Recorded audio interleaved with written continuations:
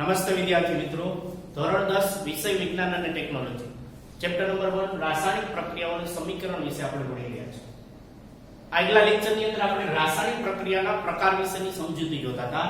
એમાં આપણે પહેલો પ્રકાર જોયો સંયોગીકરણની પ્રક્રિયા. હવે બીજો પ્રકાર જોશું એટલે કે બીજી પ્રક્રિયા વિઘટનની પ્રક્રિયા. સૌથી પહેલા વિઘટન કેને કહેવામાં આવે છે? સામાન્ય રીતે આપણે પરિચિત છે, કોઈ વસ્તુ છે, આ એક વસ્તુ છે તો આ વસ્તુને વિઘટિત એટલે છૂટી થવાની ક્રિયા. આ એક પદાર્થમાંથી બે પદાર્થ બનશે અથવા બે અથવા ત્રણ પદાર્થ એટલે એક જ માંથી બે કે તેથી વધારે બનવાની ક્રિયા જેને વિઘટન કહેવામાં આવે છે. હવે વિઘટનની પ્રક્રિયાની વ્યાખ્યા લખી તો જે રાસાયણિક પ્રક્રિયામાં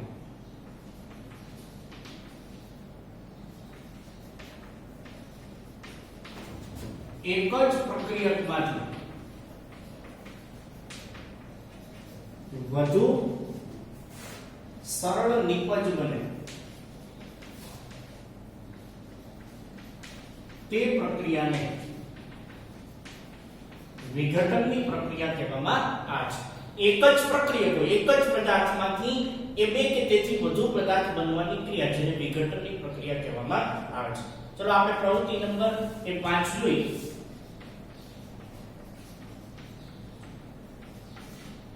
પાંચમી પ્રવૃત્તિની અંદર એ શરૂઆત કરી તો સૌથી પહેલા એક ફેરસ સલ્ફેટ, બધા પરિચિત છે એ રીતના કે ફેરસ સલ્ફેટનું સૂત્ર FeSO4 7H2 એક શુષ્ક ઉત્કલન નળી અથવા એને કસ્ટડી કોઈ કહેશો. શુષ્ક એટલે કે એની અંદર પાણીના કોઈ ઘટક રહેવા જોઈએ નહીં. આ ફેરસ સલ્ફેટ છે ને લીલા રંગનું હોય છે. કેવા રંગનું છે? લીલા રંગ. આ ફેરસ સલ્ફેટનો લીલો રંગ છે. એને ગરમ કરવામાં આવશે તો આ સ્ફટિકમાંથી પાણીનો અણુ શું થઈ જશે? દૂર થઈ જશે. એટલે એની અંદર ફેરસ સલ્ફેટના એ ઘટકો એટલે કે ફેરસ સલ્ફેટ લેશું FeSO4 ફેરસ સલ્ફેટ. હવે ઈ ફેરસ સલ્ફેટને નીચેના ભાગે એક બર્નર રાખશું.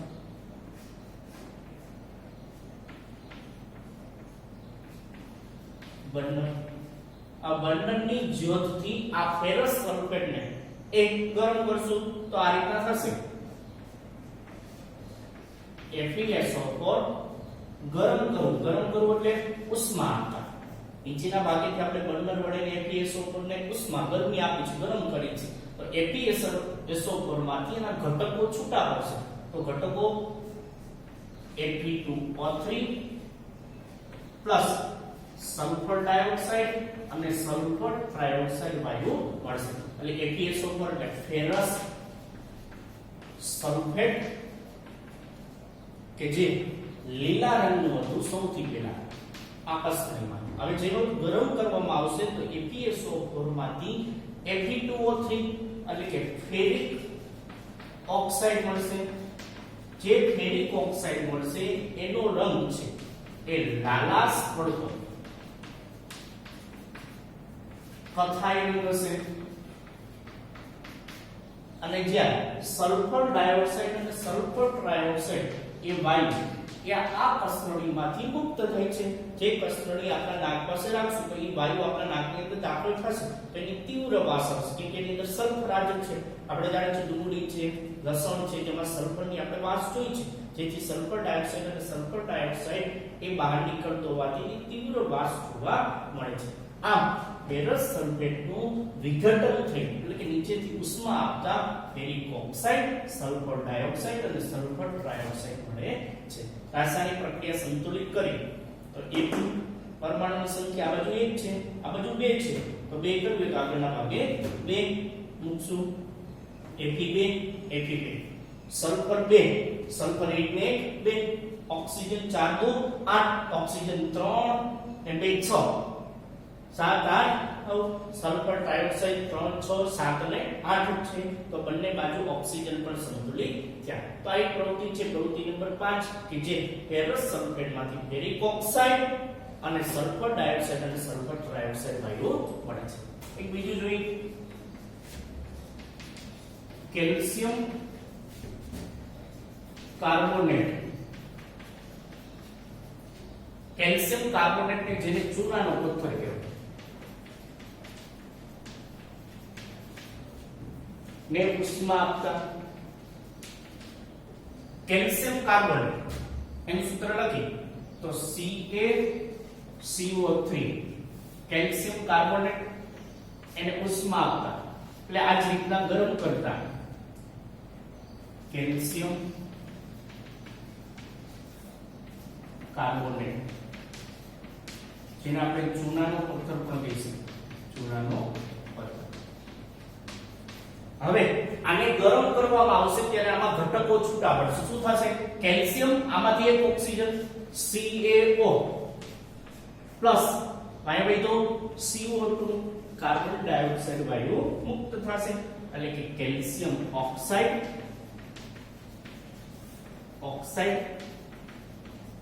અને કાર્બન ડાયોક્સાઇડ વાયુ મુક્ત થાય છે. કેલ્શિયમ ઓક્સાઇડ એટલે આપણે જાણીએ છીએ એને શું કહેવાય? કડી ચૂનો કહી શકીએ અથવા તો ખાલી એને ચૂનો પણ કહેવામાં આવે છે. તો કડી ચૂનાનું રાસાયણિક સૂત્ર CaO, ચૂનાના પથ્થરનું રાસાયણિક સૂત્ર CaCO3. તો આ પણ વિઘટનની પ્રક્રિયા થઈ કે કેલ્શિયમ કાર્બોનેટને ઉષ્મા આપતા એનું વિઘટન થઈ કેલ્શિયમ ઓક્સાઇડ અને કાર્બન ડાયોક્સાઇડ વાયુ બને છે. આ કડી ચૂનાનો ઉપયોગ છે, ઈ કડી ચૂનાનો ઉપયોગ છે એ સિમેન્ટ બનાવવા માટે પણ કરવામાં આવે છે. શેના માટે? સિમેન્ટની બનાવટ માટે કે તેનો ઉપયોગ કરવામાં આવે છે. તો પરીક્ષામાં એમ પૂછાય કે સિમેન્ટના બનાવટ માટેની રાસાયણિક પ્રક્રિયા જણાવો. તો આ સિમેન્ટના બનાવટ માટેની રાસાયણિક પ્રક્રિયા. ચલો એક બીજી પ્રવૃત્તિ જોઈ. પ્રવૃત્તિ નંબર 6. પ્રવૃત્તિ નંબર 6 ની અંદર સૌથી પહેલા અગાઉ આપણે ઉપયોગ કરેલો છે લેડ નાઇટ્રેટ ને ઉષ્મા આપતા. લેડ નાઇટ્રેટ કોની જેમ જ આ પ્રવૃત્તિ એની જેમ જ એક ઉત્કલન નળી અથવા એને કસરણી પણ તમે કહી શકો, શુષ્ક કસરણી. એના અંદરના ભાગમાં લેડ નાઇટ્રેટ લેશું. Lead nitrate. હવે લેડ નાઇટ્રેટ લઈ જશું. હવે એને નીચેના ભાગે કોની જેમ જ બર્નર છે, બર્નરની જ્યોત વડે એને ગરમ કરતા. તો લેડ નાઇટ્રેટ છે તો લેડ નાઇટ્રેટનું સૂત્ર લખો અહીંયા કે PbNO3 twice લેડ નાઇટ્રેટ. હવે એને ગરમ કરતા એટલે શું થાય? ઉષ્મા આપતા. તો આની અંદર ઘટકો છૂટા પડશે. જોઈ શકીએ Pb આમાંથી એક ઓક્સિજન જોડાય તો PbO પ્લસ આપણે ઘન સ્વરૂપમાં એમાંથી નાઇટ્રોજન ડાયોક્સાઇડ અને ઓક્સિજન વાયુ મુક્ત થાય છે. તો આ પ્રક્રિયા જોઈશું. જ્યારે લેડ નાઇટ્રેટને નીચેથી ગરમ કરવામાં આવશે ત્યારે એ લેડ નાઇટ્રેટમાંથી અંતે એ લેડ ઓક્સાઇડ બને છે અને આમાંથી નાઇટ્રોજન ડાયોક્સાઇડ વાયુ, અહીંથી કસરણીમાંથી નાઇટ્રોજન ડાયોક્સાઇડ વાયુ મળે છે. એ નાઇટ્રોજન ડાયોક્સાઇડ વાયુ છે એ કથાઈ રંગના ધુમાડામાં પ્રાપ્ત થશે.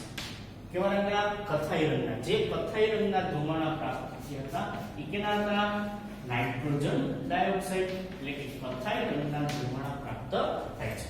આમ લેડ નાઇટ્રેટને ઉષ્મા આપતા લેડ ઓક્સાઇડ, નાઇટ્રોજન ડાયોક્સાઇડ વાયુ જેના કથાઈ રંગના ધુમાડા પ્રાપ્ત થાય છે. હવે જોઈએ આપણે પ્રવૃત્તિ નંબર 7. આ પ્રવૃત્તિ નંબર 7 ની અંદર પણ વિઘટનની પ્રક્રિયા છે. વિઘટનની પ્રક્રિયા જોઈએ. સૌથી પહેલા એક પ્લાસ્ટિકનો કપ અથવા કોઈ પ્લાસ્ટિકનું પાત્ર લઈશું. હવે પ્લાસ્ટિકનું પાત્ર લઈ એના નીચેના ભાગમાં આ રીતના બે છિદ્ર કરશું. હવે બે છિદ્ર કરેલા છે એ બે છિદ્રના આ ઉપરના ભાગમાં બંને જગ્યાએ એ રબરના એ બુચ દાખલ કરશું. એ રબરના બુચના ઉપરના ભાગે બંને બાજુ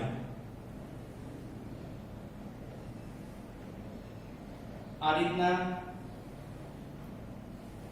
બે વિદ્યુત ધ્રુવો જે બે વિદ્યુત ધ્રુવો કાર્બનના સળિયા છે તો ગ્રેફાઇટના સળિયા પર કહીશું તો ગ્રેફાઇટના સળિયા આ દર્શાવ્યું છે એક પ્લાસ્ટિક નો કપ. હવે નીચેના ભાગે આ ગ્રેફાઇટના સળિયા છે. હવે એની સાથે એક 6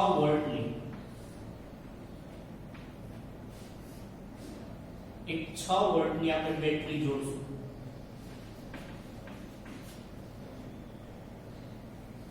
આ બંને કાર્બનના સળિયા અને ગ્રેફાઇટના સળિયા છે એ ગ્રેફાઇટના સળિયા છે એ ડૂબી જાય એટલું એ આ પ્લાસ્ટિકના કપની અંદર પાણી દાખલ કરશું.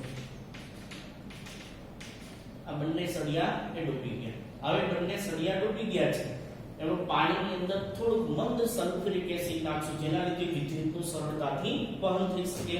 હવે બંને ગ્રેફાઇટના સળિયા છે વિદ્યુત ધ્રુવ એના ઉપરના ભાગે એક કસ્તરડી ઊંધી કસ્તરડી આ રીતના રાખશું બંને બાજુ.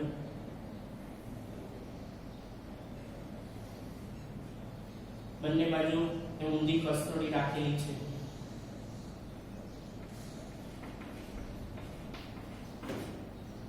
હવે થશે શું કે જ્યારે 6 વોલ્ટની બેટરીમાંથી વિદ્યુતનું વહન થશે.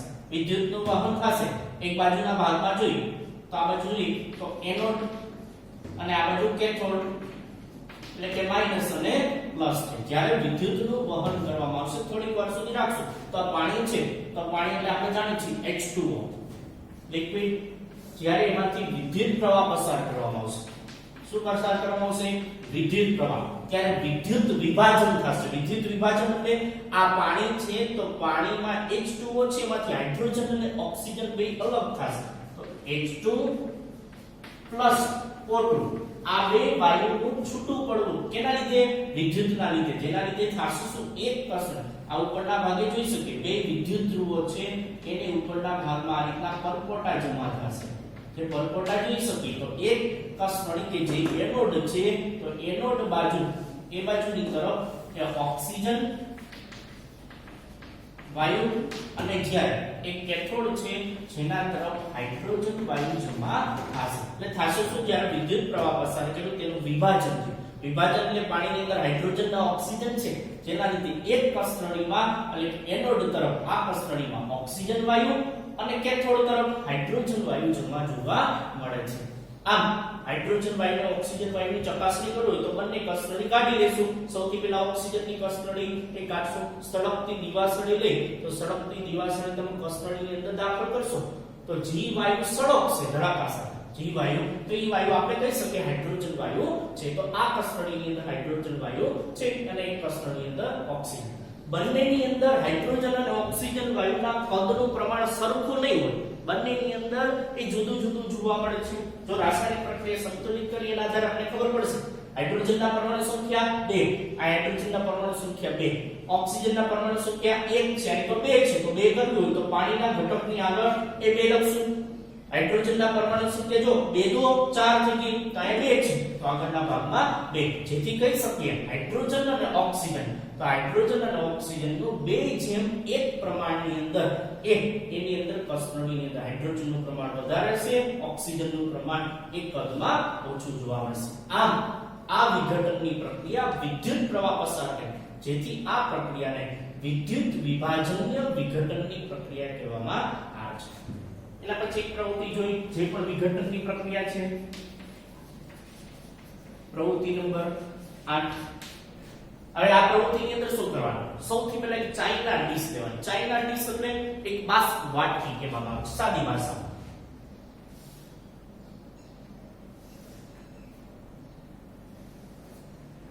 આ રીતના એક ચાઇના ડીશ તો શબ્દ આપણે બાસ્ક વાટકી કહી શકો. હવે ચાઇના ડીશના અંદરના ભાગમાં સિલ્વર ક્લોરાઇડ એટલે AgCl લેશું. એ સિલ્વર ક્લોરાઇડ AgCl લેવામાં આવે છે. હવે આ ચાઇના ડીશને તમારે બહાર કે જ્યાં સૂર્યનો પ્રકાશ આવતો એ જગ્યાએ મૂકી રાખશો. એટલે આપણે જોઈએ અહીંથી દાખલા તરીકે સૂર્ય તો તો સૂર્યનો પ્રકાશ સીધે સીધો આ બાષ્પ વાટકીની અંદરના ભાગમાં એટલે કે સિલ્વર ક્લોરાઇડ ઉપરના ભાગમાં પડશે એ રીતના રાખવામાં આવશે. જો પ્રક્રિયા શું થાય કે જ્યારે ચાઇના ડીશને એટલે સૂર્યપ્રકાશની સામે રાખવામાં આવશે ત્યારે સિલ્વર ક્લોરાઇડ છે એ સિલ્વર ક્લોરાઇડ સફેદ રંગનો છે. પ્રક્રિયા લખી AgCl સિલ્વર ક્લોરાઇડ. આ સિલ્વર ક્લોરાઇડ છે એ સફેદ રંગનો છે. હવે જેવો સિલ્વર ક્લોરાઇડ તમે સૂર્યપ્રકાશમાં રાખશો સૂર્યપ્રકાશ ને લીધે શું થશે સિલ્વર ક્લોરાઇડ AgCl માંથી બે ઘટકો છૂટા પડી જશે Ag+Cl2 ક્લોરીન એટલે કે સિલ્વર અને ક્લોરીન વાયુ બંને છૂટા પડે છે. આશે શું ચાઇના ડીશમાં સિલ્વર ક્લોરાઇડનો સફેદ રંગ છે એ સફેદ રંગ છે એ રાખોડી રંગમાં રૂપાંતર પામશે. કેવા રંગમાં રૂપાંતર એ રાખોડી રંગની અંદર રૂપાંતર પામે છે. રાસાયણિક પ્રક્રિયા સંતુલિત કરી સિલ્વરના પરમાણુ સંખ્યા 1 સામે 1 છે, ક્લોરીનના પરમાણુ સંખ્યા 1 સામે 2 છે. તો 2 કરીએ તો AgCl ના આગળના ભાગમાં 2 પણ સિલ્વર 2 તો સામેની સાઈડ પણ સિલ્વર એ 2 લખશું. આ જ રીતની પ્રક્રિયા બીજી પણ સૂર્યપ્રકાશની હાજરીમાં કરે તો સિલ્વર ક્લોરાઇડ ને બદલે આપણે એક બીજો ઘટક લઈએ બીજું સંયોજન AgBr સિલ્વર બ્રોમાઇડ લઈ સિલ્વર બ્રોમાઇડ. આ સિલ્વર બ્રોમાઇડ ને પણ સૂર્યપ્રકાશ આ જ રીતના ચાઇના ડીશની અંદર આપશો તો સિલ્વર બ્રોમાઇડ માં પણ ઘટકો છૂટા પડશે Ag+Br2 બ્રોમિન વાયુ મળશે એટલે કે સિલ્વર અને બ્રોમિન વાયુ પ્રાપ્ત થાય છે. રાસાયણિક પ્રક્રિયા સંતુલિત કરી તો ઓનિજમાં બ્રોમિનના પરમાણુ સંખ્યા 2 છે તો આગળ 2 સિલ્વર 2 થઈ ગયા તો આગળ Ag ની આગળ પણ 2 દર્શાવો. આ બંને પ્રક્રિયાની અંદર તમે જોઈ શકો સૂર્યપ્રકાશની હાજરીમાં થાય એટલે કે સૂર્યપ્રકાશ દ્વારા આ પદાર્થનું વિઘટન થવાની ક્રિયા જોવા મળશે જેથી એને પ્રકાશીય વિઘટન પ્રક્રિયા કહેવામાં આવે છે. હવે જોઈ શકીએ આ બંને પ્રક્રિયા છે. આ બંને પ્રક્રિયાની અંદર તમે જોઈ શકો AgCl અને AgBr આ બંનેનો ઉપયોગ આપણે જાણીએ છીએ પહેલા બ્લેક એન્ડ વ્હાઇટ ફોટોગ્રાફી આવતી એટલે એને શબ્દ વાપરવામાં આવે છે શ્યામ શ્વેત ફોટોગ્રાફી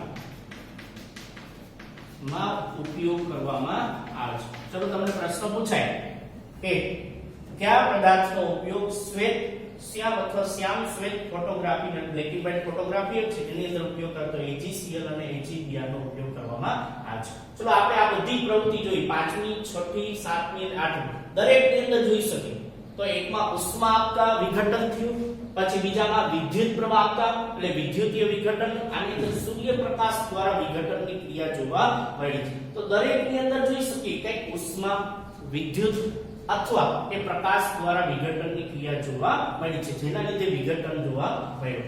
આમ ઉષ્મા શોષક પ્રક્રિયા આ બધી જ પ્રક્રિયાને ઉષ્મા શોષક પ્રક્રિયા કહેવામાં છે. કેમ કે દાખલા તરીકે કોઈ પણ રાસાયણિક પ્રક્રિયા છે એટલે કે જે રાસાયણિક પ્રક્રિયામાં પ્રક્રિયકમાં ઉષ્મા શોષાતી હોય તેવી પ્રક્રિયાને ઉષ્મા શોષક પ્રક્રિયા કહેવામાં આવે છે. અગાઉ આપણે યાદ કરી ઉષ્મા છેપક પ્રક્રિયા જેમાં આપણે કીધું પ્રક્રિયા કરશું તો અંતે નિપજમાં આપણી ઉષ્મા ગરમ લાગવાની ક્રિયા થાય છે. આમાં આપણે ઉષ્મા આપવી પડે છે, પ્રકાશ આપવો પડે છે, વિદ્યુત આપવો પડે છે કે જેના લીધે વિઘટનની ક્રિયા જેથી આ બધી જ પ્રક્રિયાઓ છે કે જેને ઉષ્મા શોષક પ્રક્રિયાઓ કહેવામાં આવે છે. આમ વિઘટનની પ્રક્રિયા સૌટૂંકમાં આપણે કહી જે રાસાયણિક પ્રક્રિયામાં એક જ પ્રક્રિયકમાંથી બે કે તેથી વધુ નિપજ બનતી હોય તેને વિઘટનની પ્રક્રિયા કહેવામાં આવે છે. આભાર.